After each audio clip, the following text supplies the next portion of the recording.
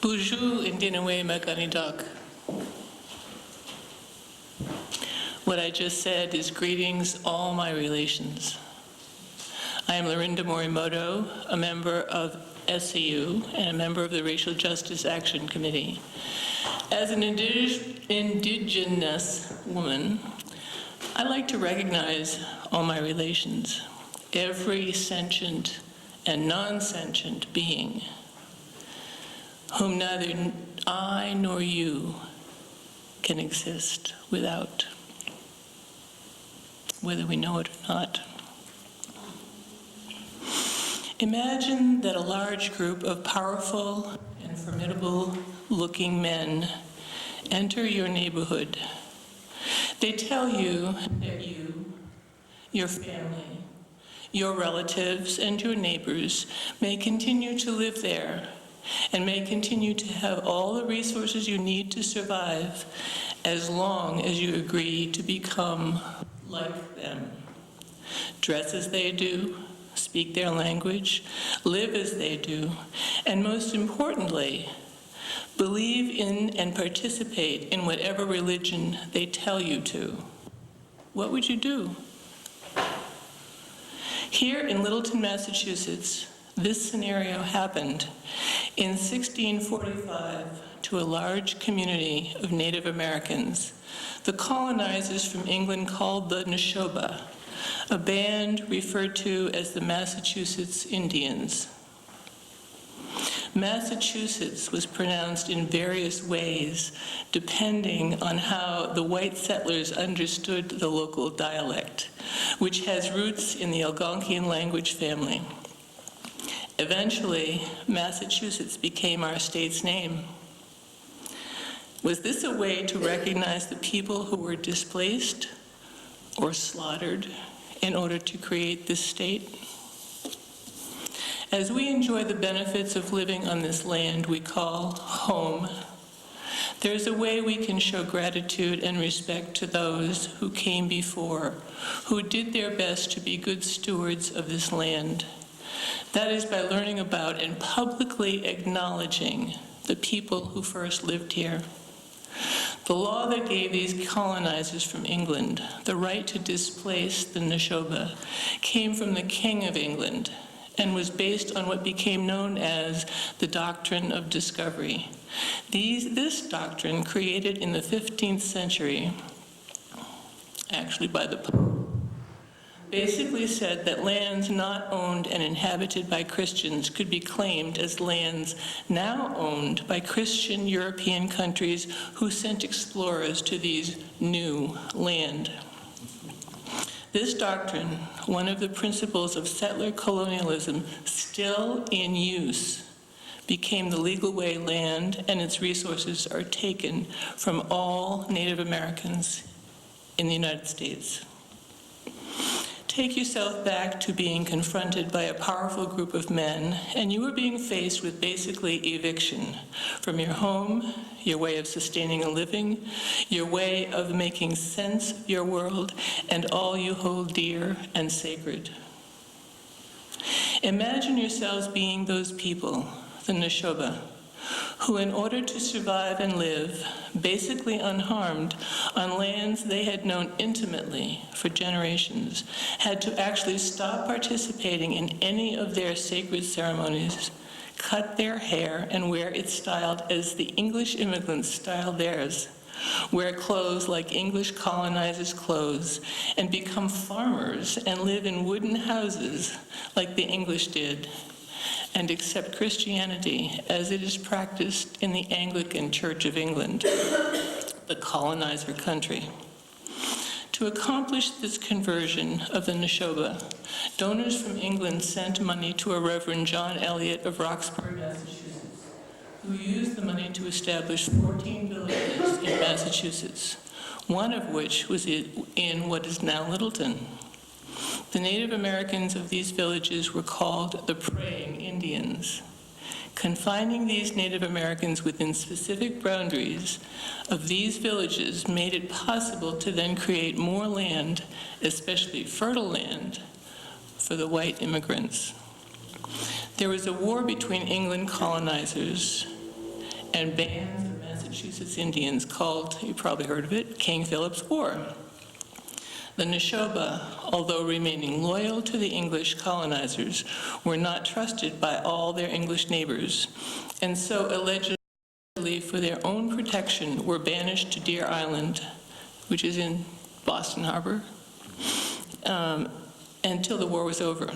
Most did not return, but instead settled in what is now Natick, while a few of the descendants of the Littleton Neshoba Reservation returned, and as long as they continued to assimilate into English culture, English white culture, were allowed to remain until none were left to own reservation land. As we approach Indigenous Peoples Day, what do most Indigenous or Native American or First Nations or American Indians want you to know and remember? We're still here, living among you, perhaps participating in both white colonizers' ways and indigenous ways, both and. It is not necessary to be either or. Each person's way of being in this life is sacred.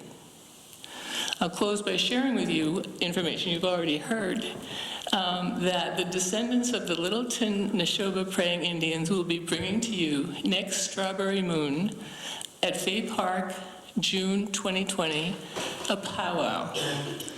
And there'll be wonderful food. There'll be the descendants of the Neshoba. They're coming back to this land that was their land.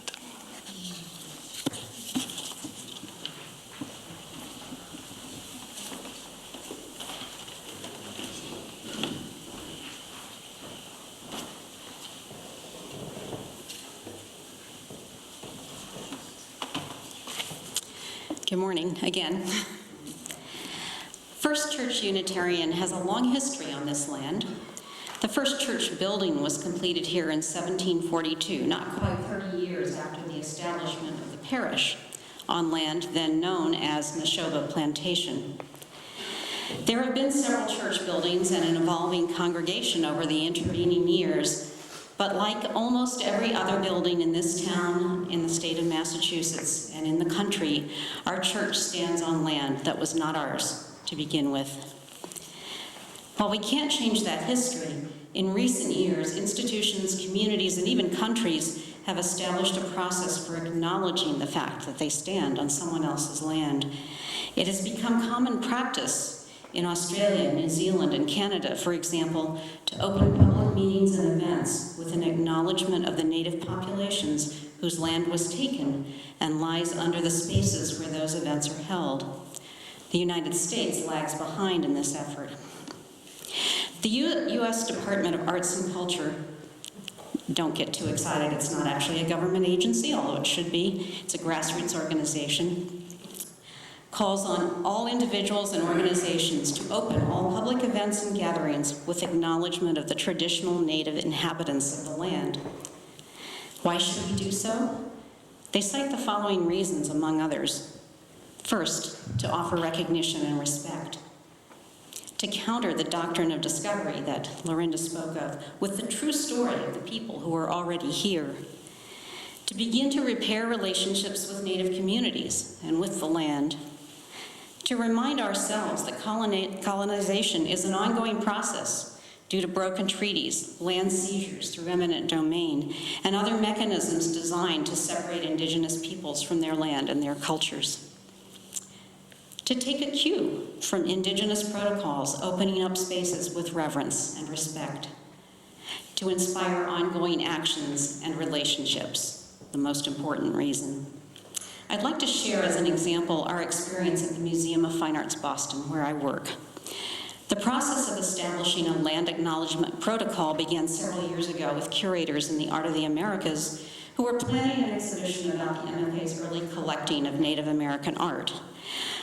A checkered history, I might add.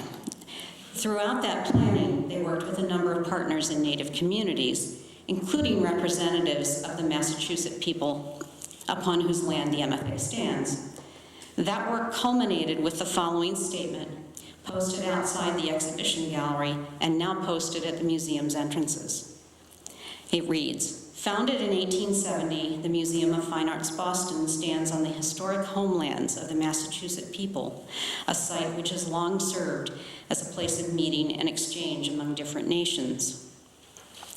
The statement that we read to open events is a bit longer, and it's still a work in progress, and I'll tell you why in a minute. But this is the current draft that we're using right now. "We are on the ancestral and unceded lands of the Massachusetts people whose name was appropriated by this Commonwealth. We pay respect to the Massachusetts elders, past and present. As an institution striving to be a meeting place of all world cultures, we are committed to sharing and examining stories that have traditionally been untold or erased."